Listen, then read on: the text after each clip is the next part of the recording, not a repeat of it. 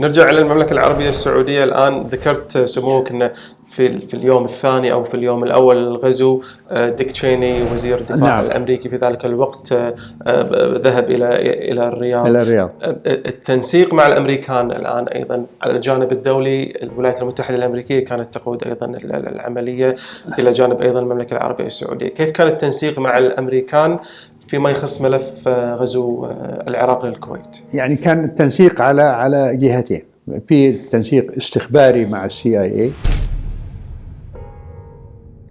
وهذا لم يكن فقط لجلب معلومات وإنما للتحضير لعملية تحرير الكويت من خلال توفير التدريب مثلا للأشقاء الكويتيين اللي كانوا في المقاومة في المملكة، من خلال تجهيز عمليات استخبارية مشتركة بين الأمريكان وبين المملكة لجلب معلومات من داخل العراق، من خلال تسلل عناصر تدخل للعراق وتجلب معلومات. العملية ما كانت فقط مقتصرة على الكويت، أيضا كنتوا تدخلون عناصر أيضا إلى العراق. الله يعني كان يهمنا كمان نعرف إيش اللي بيحصل في العراق.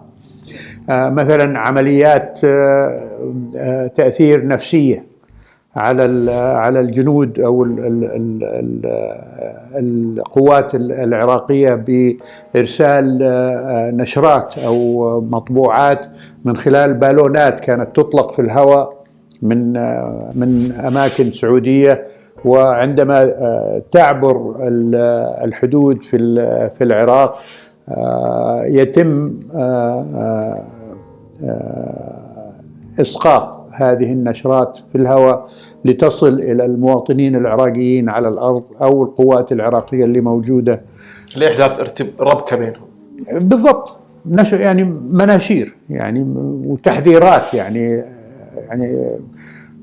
أنت الجندي مثلا العراقي موجود على الحدود، هذا إيش جايبك هنا فيما معناه يعني هذا، وحتتعرض لعمل عسكري عن قريب، فابعد أو يعني اترك موقعك، وهكذا لحثهم على ذلك. وصياغة هذه المناشير كان يتم بالتنسيق بيننا، أعتقد أو أعلم في ذلك الحين وتعاوننا مع الأخوان في مصر في ذلك أيضا، من خلال كيفية صياغة المناشير هذه ووضع رسوم كاريكاتورية تعبر عن الشيء هذا. وبعض الرسامين السعوديين الكاريكاتوريين اشتركوا في ذلك بكفاءة عالية جدا. فيعني هذه بعض الأشياء اللي كانت يعني نقوم بها مع الاستخبارات الأمريكية ثم مع الاستخبارات المصرية أيضا، وكان في خلية عمل للقيام بذلك عندنا هنا في الرياض تنسق هذا بين الجهاز الاستخبارات السعودي الأمريكي والمصري. طيب طبعا على المستوى السياسي كان التنسيق مع الأمريكان، يعني في روايات الأمير بندر الله يسلمه أيضا ذكرها فيما يتعلق بكيفية تجهيز التواجد الأمريكي في المملكة. يعني يذكر مثلا، واعتقد يمكن كتب هذا في الكتاب اللي نشره في لاحقا، انه لما اجتمع مع المسؤولين في البيت الابيض، ومنهم كان كولين باول كان رئيس أركان في الولايات المتحدة والرئيس بوش، فيقول يعني شعر بأنه الأمريكان كانوا يبغوا يعرفوا بالضبط قد إيش المملكة مستعدة أنها توفر إمكانيات وتقبل معنوي للوجود الأمريكي في المملكة. فيقول يعني كان لما رئيس بوش بيقول يعني يلتفت على كولين باول وبيسأله يقول له يعني كم جندي محتاجين احنا هنا؟ فأحد يقول مثلا من اللي جالسين يعني 200,000 محتاجين 1000. باول يقول لا أكثر. 300,000 يقول لا أكثر. 400,000 يقول لا أكثر. يوم بلغ 500,000 قال له الرئيس بوش هذا يكفي. فعلا يعني، فيقول يعني حس إنه يعني طبعا ما حد يبغى يعرض أبناء بلده للقتل أو للمضرة أو إلى آخره، بس يعني فهذه من إحدى الأمور اللي كان الأمريكان يعني يبغوا يعرفوا ما هو المدى اللي ممكن للمملكة أنها تتقبل من ناحية الوجود الأمريكي. وبعد ذلك طبعا بعد الاتفاق على الأعداد وعلى التسليح وإلى آخره عقدت اتفاقية بين المملكة وبين. هم في البداية الأمريكان كانوا متخوفين من رفض سعودي ممكن يكون للتواجد الأمريكي. مستوى الرفض قديش أو مستوى الوجود الأمريكي حيكون قديش.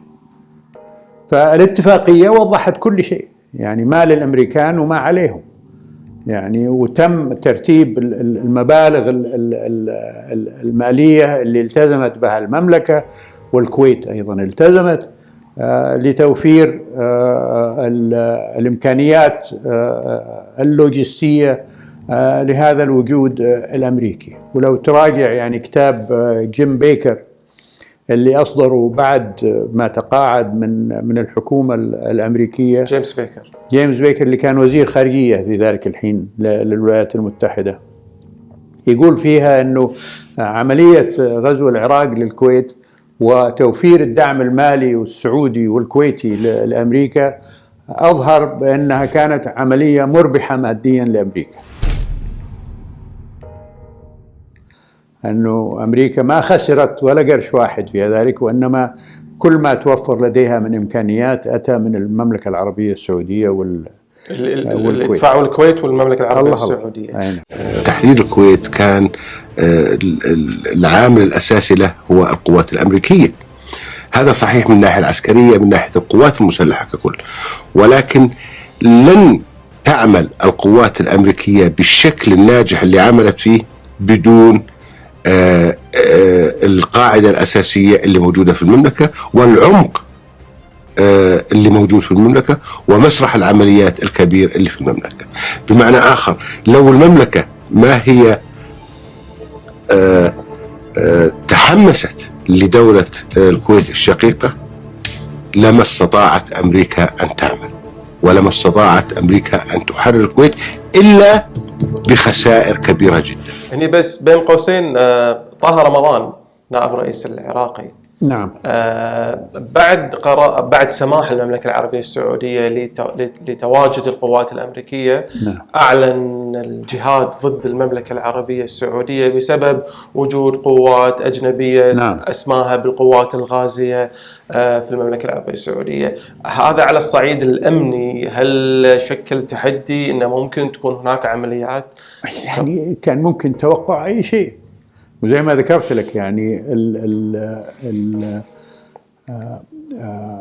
المواطنين للدول اللي هي كانت تأيد صدام حسين كان لهم وجود قوي في المملكة. المواطن اليمني، المواطن الفلسطيني، المواطن الأردني، المواطن العراقي، يعني كلهم كانوا موجودين في المجتمع السعودي. وبالتالي اتخذ القرار في ذلك الحين، خاصة بالنسبة لإخواننا اليمنيين، أنه اللي ما عنده إقامة رسمية عندنا هنا أن يغادر المملكة. فيعني تم تسفير عدد كبير جدا من الجالية اليمنية في ذلك الحين وعودتهم لليمن. الأغلب كان من الجالية اليمنية. لأن هم كانوا أكبر جالية تقريبا في المملكة بصفة عامة. لا أقصد هذا موضوع التسفير أيضا طال ولو بنسب أقل الأردنيين اللي كان يشتبه في إمكانية يعني عدم سلامتهم إذا كان صح التعبير في المملكة، بس أعدادهم كانت أقل بكثير من يعني كانوا بالآلاف يعني، بينما الأخوان اليمنيين كانوا بالملايين يعني. فهذا من الأمور اللي كانت مهمة بالنسبة للأجهزة الداخلية هنا، يعني وزارة الداخلية والحرس الوطني والاستخبارات العامة من ناحية رصد المعلومات. فكلها يعني أمور كانت متشابكة مع بعض ومختلطة. وفعلا وقعت حالتين أذكر في ذلك الحين، تفجيرين حصلوا في جدة على طريق المطار، وألقي القبض على القائمين عليها وكانوا فلسطينيين. أي نعم. مرة ثانية جهاز الاستخبارات السعودي في ذلك الوقت، احنا كنت تكلمنا عن جزء يتعلق بالشق الإعلامي اللي كنت نعم. تترأسه، جانب يتعلق بالتنسيق مع أجهزة الاستخبارات الأمريكية والمصرية وبعض الأجهزة العربية، جزء أيضا من العمل يتعلق باللجنة اللي كانت تعطي أبديت للملك فهد أيضا. بعد شنو الأدوار اللي قام فيها الأمير تركي الفيصل خلال فترة الغزو، بعض المشاهد بعض الأحداث اللي لا زالت في الذاكرة قبل ما أنتقل إلى موضوع الضربة الجوية والأحداث التي تلتها.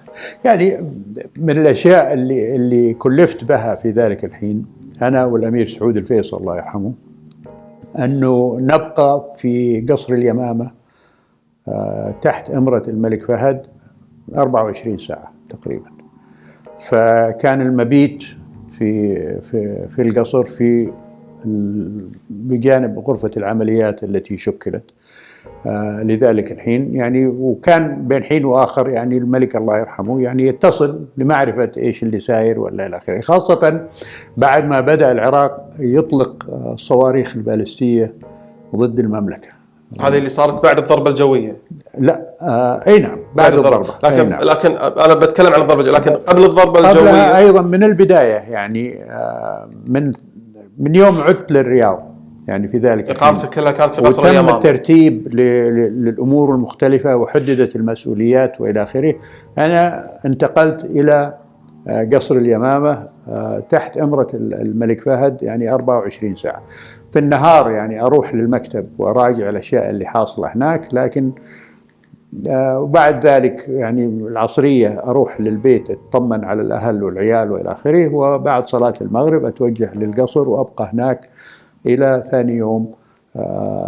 والأمير سعود كان يجي بين حين وآخر الله يرحمه، وكان يتم يعني أحيانا لأنه غرفة العمليات موجودة وفيها ضباط من القوات الجوية من القوات البرية من القيادة السعودية موجودين يعني عندنا هناك، وتأتيهم المعلومات مباشرة من قيادة الأركان في وزارة الدفاع السعودية وإلى آخره. فهذا كان يعني الدور اللي قمنا به في ذلك الحين. 17 يناير إعلان الضربة الجوية. نعم. بدء عمليات الضربة الجوية على نعم. على العراق. كيف كان؟ بكل تأكيد كان هناك استعداد قبل ذلك عن طريق التواصل مع CIA في ذلك الوقت، إنه إحنا الآن مقبلين على مرحلة جديدة في هذا الغزو. يعني الأمور تمت يعني بانسياب، يعني تواجد القوات المختلفة كان من الجانب الأمريكي أو من الجانب السعودي. الجانب السعودي زي ما وللتوضيح أكثر يعني كان يتولى قيادة القوات العربية الإسلامية بصفة عامة، اللي هي أتت من دول مجلس التعاون، اللي أتت من مصر، اللي أتت من سوريا، جاتنا قوات رمزية من المغرب، أيضا جانا من الأفغان، بعض المنظمات الأفغانية أتت من باكستان، جات قوات وهكذا. الجانب الأمريكي طبعا تولى القوات الأجنبية اللي هي أمريكا وفرنسا وبريطانيا، أغلبها يعني كانت أتت من هذه الدول الثلاثة. ثم بعض دول أوروبا أرسلت وحدات فنية كان لمكافحة أو احتمال تطهير مواقع من شو اسمها اللي يزرعوها في الأرض، الألغام وإلى آخره، أو الغازات السامة، مكافحة الغازات السامة، وحدات صحية، وحدات هندسية وإلى آخره. كان الجانب الأمريكي هو اللي متوليها. من الجانب العربي طبعا كلها كانت تحت القيادة السعودية اللي رأسها الأمير خالد بن سلطان. الأمريكان طبعا كان يرأسهم الجنرال شوارزكوف. اللي قبل الغزو وكان هو قائد قوات المركزية الأمريكية اللي هي تعتبر مسؤولة عن منطقة الشرق الأوسط. فهذا كان الوضع من ناحية التشكيل العسكري للغزو. فأنا اللي بلغني بتاريخ الغزو كان الأمير سعود الفيصل الله يرحمه، بتاريخ الضربة الجوية. أي نعم، أو تاريخ الضربة الجوية لردع الغزو، وكان متفق عليه من قبل الملك فهد والرئيس بوش، وبمعرفة الأمير سعود والأمير بندر بن سلطان من الجانب السعودي. طبعا الأمير سلطان والأمير عبد الله في ذلك الحين كانوا هم أيضا على معرفة بالضبط ساعة الغزو متى حتكون. Allied air forces began an attack on military targets in Iraq and Kuwait. These attacks continue as I speak. Ground forces are not engaged. This conflict started August 2nd when the dictator of Iraq invaded a small and helpless neighbor.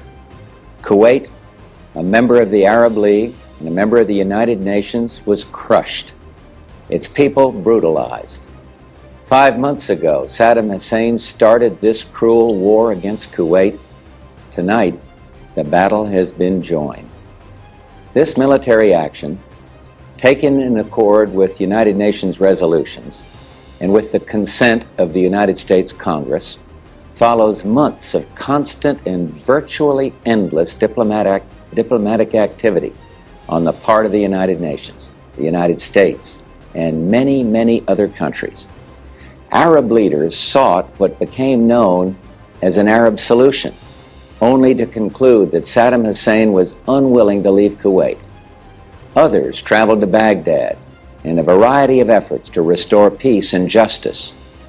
Our Secretary of State, James Baker, held an historic meeting in Geneva, only to be totally rebuffed.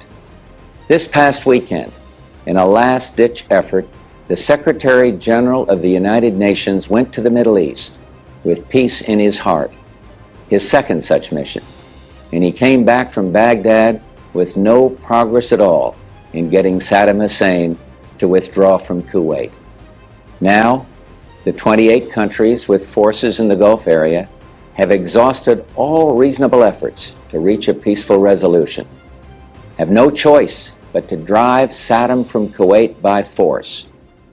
We will not fail. في ذاك الوقت قيل بأن كان هناك تردد للموقف الأمريكي من الإقدام على هذه الخطوة، ورئيسة الوزراء البريطانية مارغريت تاتشر هي التي دفعت جورج بوش نحو إصدار هذا القرار. لا يبدأ الكلام. لا مو صحيح. مش صحيح. مو صحيح. واعتقد أصدقائنا الأمريكان إلى الآن يعني ممتعضين من هالانطباع إنه مسز تاتشر هي التي دفعت بالرئيس بوش إنه يأخذ هذا الموقف.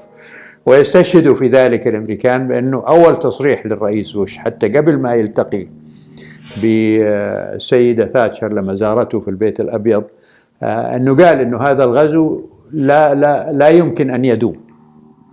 يعني هذا بيقولوا تعبير واضح أنه أمريكا كانت عازمة على صد الغزو العراقي للكويت. طبعا الإنجليز يعني حاولوا أنهم يظهروا بمظهر أنهم هم اللي دفعوا الامريكان لذلك، وخاصه مسز تاتشر. يعني ذكرت ان الامريكان كانوا ممتعضين من كيف عرفت استياء الامريكان يعني من الانجليز؟ من بعض التعليقات يعني مثل يعني شوف الانجليز وش يقولوا، يعني مو صحيح يعني مثل هالاشياء التعليقات. تسمع يعني هذا خلينا نقول الاستياء الامريكي من الانجليز، سمعناها يعني مباشره، واعتقد عبر عنها كمان علنيا. يعني الرئيس بوش أعلن وفي مذكراته اللي كتبها بعد كذا يعني وضح الشيء هذا. فما كان هناك تردد أمريكي مطلقا، ما كان فيه. طيب أيضا من الأمور التي حدثت بعد بدء الضربة الجوية بدء سقوط صواريخ سكود. نعم. على المملكة العربية السعودية. الآن أيضا هذا كان تحدي آخر جدا جدا. شنو اللي صار؟ إذا تشرح لي الوضع الميداني والجانب الاستخباراتي كيف كان؟ يعني كان فيه أجهزة دفاع في حينها اشترتها المملكة لمواجهة هالشيء هذا أثناء العملية نفسها اللي هي الباتريوت، صواريخ الباتريوت. هذه اللي أول مرة تشتريها المملكة العربية السعودية من أمريكا. الله في أثناء فترة الغزو. الله. فكانت منتشرة على مواقع مختلفة اللي كانت قد تكون عرضة للصواريخ العراقية، وأغلبها كانت موجودة في المنطقة الشرقية لأنها أقرب لمصادر إطلاق الصواريخ العراقية، وعلى الحدود يعني مدينة عرعر مثلا أو مدينة حايل أو مدن أخرى ممكن تتعرض للقصف الصاروخي العراقي. فالرياض طبعا كان فيها بطاريات معارضة للصواريخ العراقية، لكن كانت تسقط الصواريخ. ويعني في الرياض بالذات يعني حصل سقط صاروخ على مبنى تابع لوزارة الداخلية الأحوال المدنية، وراح ضحيته يعني عشرات من الموظفين كانوا يقوموا بعملهم في المبنى. مبنى كان أظن من 6 أدوار ولا 7 أدوار، فسقط الصاروخ عليه ودمر المبنى، وراح يعني عدد من الضحايا. صاروخ آخر سقط على طريق المطار، يعني لحسن الحظ لم ينفجر هذا الصاروخ. وطبعا بالإضافة إلى تدمير الصواريخ اللي ممكن يسببوا، كان هناك خشية من أنه هالصواريخ تحمل الغازات اللي ممكن يعني يكون أثرها كبير جدا على لو سقطت في مجمع سكني وإلى آخره. لحسن الحظ يعني أنه لم يسقط صاروخ يحمل غازات في ذلك الحين. هل لعدم توفر الإمكانية للعراقيين أو لعدم هم قرارهم بعدم استخدام الغاز؟ الله أعلم. بس يعني أنا أستبعد أنه صدام حسين كان عنده الأخلاقيات اللي تمنعه من أنه يستخدم الغاز، فأعتقد السبب الأساسي أنه ما كان في إمكانية لهم أنهم يحملوا الصواريخ هذه بالغازات. المهم، فهذه كانت يعني تحدث إرباك وانزعاج من المواطنين، ويعني صفارات الإنذار كانت لما تطلق يعني الناس تتوجه للمخابئ إذا كان عندهم إمكانية للمخابئ. فكل هذه الأمور طبعا يعني كانت تحصل بصفة يومية.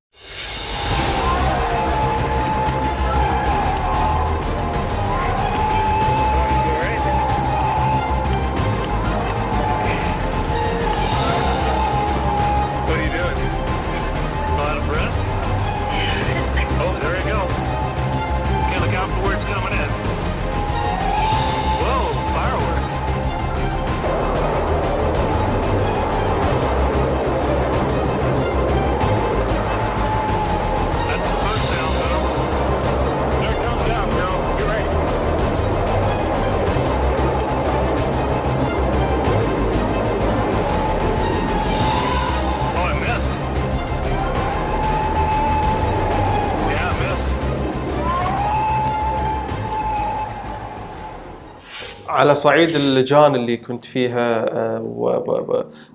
والتنسيق مع أجهزة الاستخبارات، هل كان الوضع مربك ولا كان الوضع تحت السيطرة؟ لا، كان في يعني كان الأمور محكمة، يعني كان في انضباط في التعامل مع كل الأمور هذه. يعني حال ما ينطلق صاروخ طبعا كانت صفارات الإنذار تطلق، والأجهزة المعتمدة الدفاع المدني أو الداخلية أو غيرها من الأجهزة تكون مستعدة على أهبة الاستعداد لمواجهة مثل هذه الأمور. يعني حصلت يعني بعض الأحداث زي ما ذكرت لك، الصاروخ اللي وقع على الرياض مبنى الأحوال المدنية، في صاروخ وقع على مدرسة بس يعني كان في المساء فما كان فيها طلاب. بس بعض الشظايا من بعض الصواريخ التي سقطت أدت إلى ضحايا بأعداد بسيطة من المواطنين أو من المقيمين في الرياض. الأمير خالد بلغ القيادة الأمريكية أنه هو حيسحب القوات الجوية السعودية اللي مشتركة في عمليات داخل الكويت للتعامل مع الغزو العراقي للخفي. أحد ضباط الاستخبارات السعودية هاتفني من داخل الكويت وقال لي أنا داخل الكويت يعني ما في قوات عراقية والكويت محررة وإلى آخره. اللي للأسف يعني أصبح ذلك بعد ذلك يعني منشط لما يسمى بداعش، يعني عودة الخلافة وذوبان الحدود بين الشعوب الإسلامية وإلى آخره.